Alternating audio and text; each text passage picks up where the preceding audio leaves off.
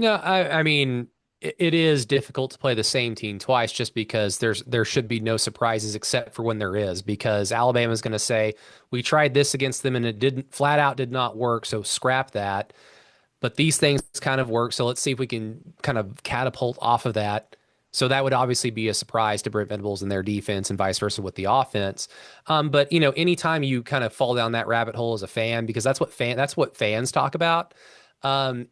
Any advantage you kind of talk yourself into your opponent having, well, you should have the same advantage yourself, because what you did 6 weeks ago that flat out didn't work. Maybe you can try to do something else. I mean, for OU, that was the game where they lost Xavier Robinson in everything but body, because he finished out the season, but that, like, against Alabama, he got hurt and he had a mummified leg like against Missouri and LSU, and was just out there because OU didn't have another running back, because Torrey Blaylock was also hurt until he could kind of go out there against LSU a little bit as well. So these almost 3 weeks have been a godsend for guys like Xavier Robinson and Torrey Blaylock.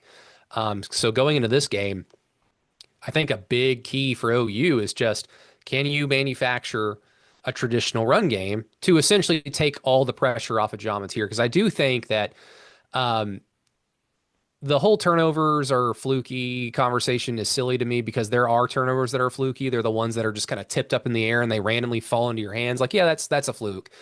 But what OU did to Alabama was just either they were more badass than them in that play, like the peanut punch on the punt, or they schemed it in that, okay, when Ty Simpson gets pressure in his face, he throws it to the field side, or the boundary side. He just flat out throws it, tries to throw it away, and they were ready for it.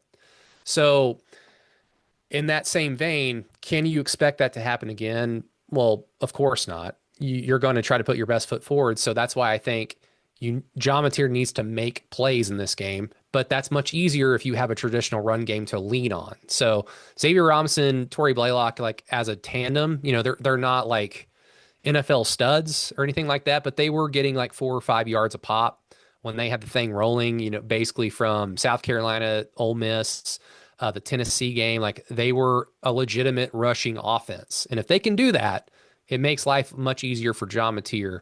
I think overall, in terms of, is it tough to beat a team twice?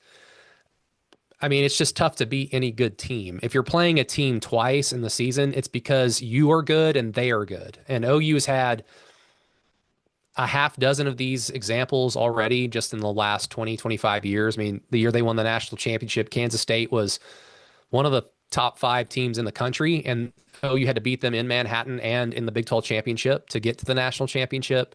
Um,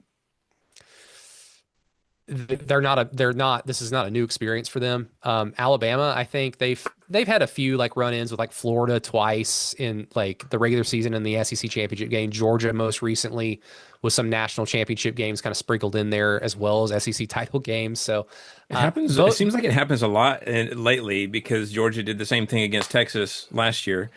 yeah. So Yeah, and it's just, again, it just means these are both two good teams. And Jesse, to what you were talking about earlier, that's just for fans that root for schools that want to not play in bowl games anymore. That's just for them to talk about. I mean, I'll admit, I was we were on air on Through the Keyhole, I think, and we were just like watching the college football rankings be revealed, and I went, "Whoa!" when it was Alabama, because we were all just like, it's going to be Miami or Notre Dame for the last week going into that those rankings, and so just seeing Alabama again was like, "Oh, okay, all right, let's do it again." So Yeah. um, again, it's going to be an exciting atmosphere.